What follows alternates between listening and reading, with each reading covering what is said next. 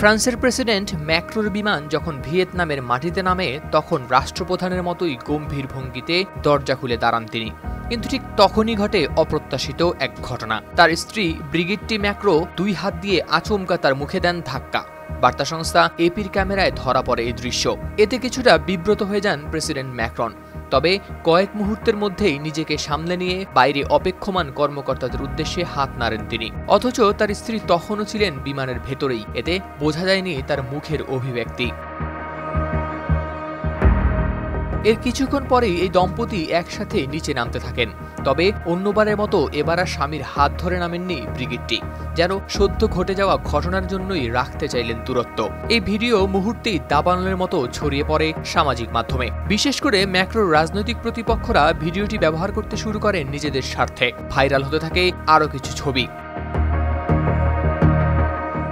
প্রেসিডেন্টের দপ্তর অবশ্য প্রথমে এসব ভিডিও ও ছবিগুলোকে এডিট করা বলে উড়িয়ে দিয়েছিল।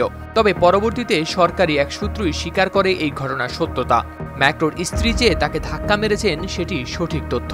ম্যাক্রোর ঘনিষ্ঠ এক সহযোগী জানান, প্রেসিডেন্ট ও তার স্ত্রীর মধ্যে সামান্য ঝগড়া হয়েছে, তবে এতে কেউ হতাহত হননি। ম্যাক্রোর বহরে থাকা এক কর্মকর্তা এটিকে মজার ছলে হয়ে যাওয়া ঘটনা বলেই মন্তব্য করেন। উল্লেখ্য, প্রেসিডেন্ট এমানুয়েল ম্যাক্রন এখন দক্ষিণ পূর্ব এশিয়া সফরের অংশ হিসেবে রয়েছেন ভিয়েতনামে। হাওলাদার শামীম, RTV।